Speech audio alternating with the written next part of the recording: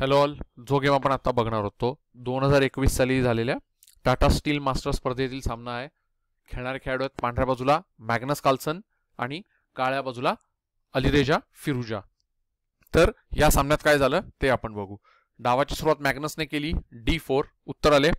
Night F6, C4, E6, night F3, D5, night C3. म्हणजे ही opening आता कोणत्या opening मध्ये कन्वर्ट झाली आहे हे तुम्हाला सर्वांना कळालं असेल.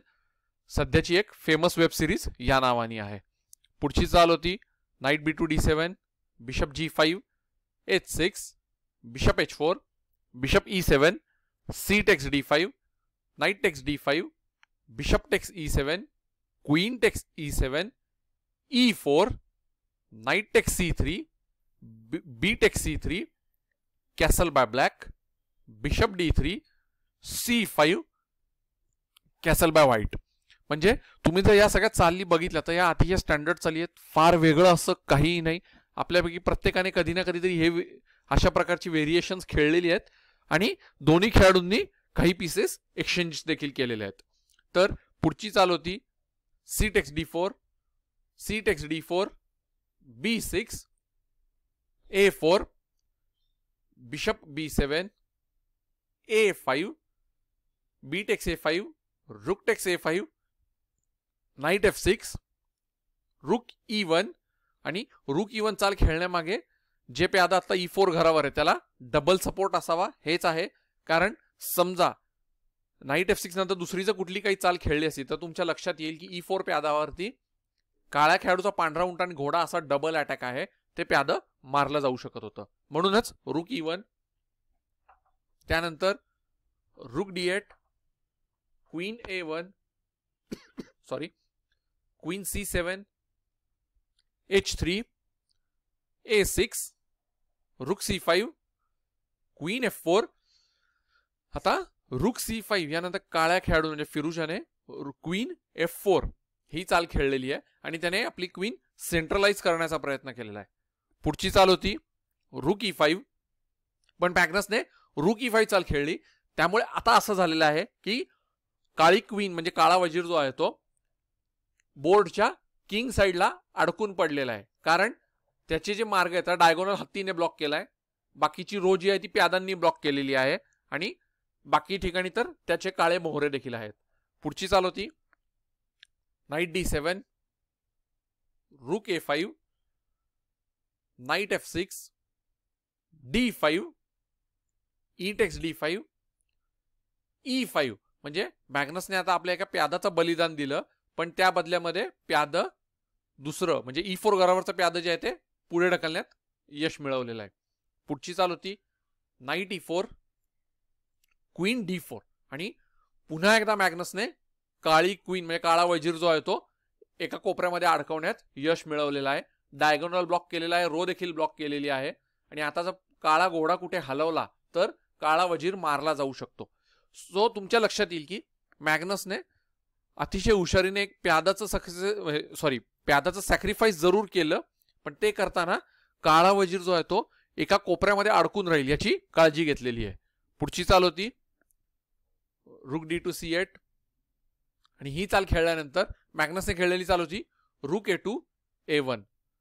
त्याचं कारण एकच आहे की समजा रुक D2 C8 यानंतर समजा एखादी एक रॅन्डम चाल खेळली, जसे की एक रॅन्डम चाल म्हणून लेट्स से बिशप E2, तर यानंतर काळा खेळाडू जो आहे तो रुक C1 ही चाल खेळू शकतो. आता पांढरा हत्ती कुठेही हलू शकत नाही, राजाला चेक बसेल, म्हणून कंपल्सरी एक्सचेंजेस होतील. आणि हे एक्सचेंजेस झाल्यानंतर तुमच्या लक्षात येईल काळा वजीर जो आहे तो आता खूप ऍक्टिव्ह झालेला आहे. आणि त्याचप्रमाणे हत्ती एक्सचेंजेस झाल्यामुळे पांढऱ्या खेळाडूचे जे आपण त्याला लास्ट रँक 7 रँक 8 रँक असे जे रँक असतात किंवा रो असतात त्या आता पूर्णपणे काळ्या खेळाडूच्या कंट्रोलमध्ये आलेल्या आहेत. तर हे मॅग्नसला नको होतं, म्हणूनच रुक D2 C8 नंतर रुक A2 A1 ही चाल खेळली. ज्यानंतर A5 फिरुजा आता प्यादा पुढे ढकलायला लागला. रुक A2 B1. तुम्ही बघितलं तर काळ्या खेळाडूच्या पांढऱ्या उंटावर अटॅक आहे. Bishop C6, E6, F takes C6, मॅग्नसने अजून एका प्यादाचा बलिदान दिलेलं आहे, पण ते देताना तुम्ही पाहिलं तर आता काळा राजा काहीसा एक्सपोज झालेला आहे. पुढची चाल होती नाईट E5. पुन्हा एकदा वजिराचा डायगोनल मॅग्नसने ब्लॉक केला. Queen F6. आता फिरुजाने डायगोनल ब्लॉक झाल्यामुळे F6 घरावर घेऊन अशी परिस्थिती आणण्याचा प्रयत्न केलाय की जर आता पांढरा घोडा जर कुठे हलवला तर पांढरा घोडा जर हलवला तर पांढरा वजीर मारला जाऊ शकतो.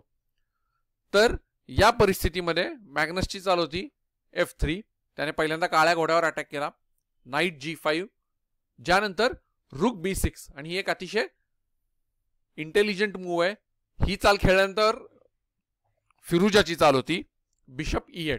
त्याचं कारण रुक B6 नंतर एक रॅन्डम चाल समजा खेळली असती, लेट्स से प्यादा पुढे ढकललं, तर या परिस्थितीमध्ये मॅग्नसला खूप मोठा ऍडव्हान्टेज होता. त्याने शांतपणे पहिल्यांदा उंट मारला असता. उंट मारल्यानंतर आता हत्तीने जरी हत्ती मारला असता तरीही पांढऱ्या घोड्याने देखील काळा हत्ती मारला असता. वजिराची आता फार काही काळजी नाही, कारण वजीर जर एक्सचेंज केला तर हे असं व्हेरिएशन होईल जिथे एंड गेम मध्ये आता मॅग्नसकडे एक उंट जास्त आहे आणि त्यामुळे तो गेम जिंकण्याचे चान्सेस देखील जास्त आहेत. तर हे एकंदरीत फिरुजाला देखील माहिती होतं. त्यामुळेच रुक B6 नंतर त्याने कुठलीही रॅन्डम चाल खेळली नाही. त्याने पहिल्यांदा आपला उंट वाचवला बिशप E8. ज्यानंतर मॅग्नसची चाल होती क्वीन E3. आता मॅग्नसने डेंजरस डायगोनलवरून आपला वजीर बाजूला घेतला. A4. फिरुजा प्यादा पुढे ढकलतोय. Night G4. काळ्या वजिरावर अटॅक आहे. Queen D8. आणि इथे या क्वीन D8 चालीनंतर मॅग्नसने व्हेरिएशन काय खेळायचं ते बरोबर त्याचं कॅल्क्युलेशन केलं आणि या चालीपासून मॅग्नस अगदी सुसाट सुटला. त्याने पहिल्यांदा खेळलेली चाल होती rook takes E6, knight takes E6, queen takes E6 check, bishop F7, knight takes H6 check, G takes H6, queen takes H6, queen C7, queen H7 check, king F8, queen H8 check, bishop G8, कारण राजा बाहेर येऊ शकत नाही, E column वरती हत्ती आहे. Queen H6 check आणि ही चाल खेळल्यानंतर फिरुजाने आपली हार मान्य केली.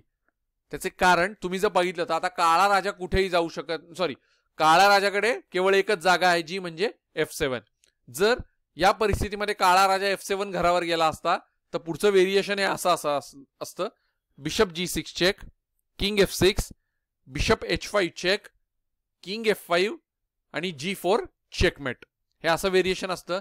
किंवा क्वीन H6 चेक या परिस्थितीनंतर समजा किंग F7 न खेळता लेट्स से काळा वजीर मध्ये आणला असता तर या परिस्थितीमध्ये मॅग्नसने क्वीन D6 चेक दिला असता. आता तुम्ही पाहिलं तर काळा राजा पुन्हा एकदा जागेवरून हलू शकतो, बट अगेन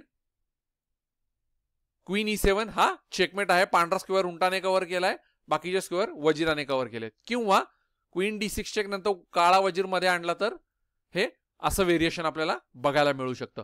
एकंदरीतच क्वीन H6 चेक नंतर कुठलीही चाल जरी खेळली असती तरी एक 2-4 चालींमध्ये चेकमेट हा नक्की होता. म्हणून काळ्या खेळाडूने आपली हार मान्य केली आणि मॅग्नसने हा डाव जिंकलेला आहे.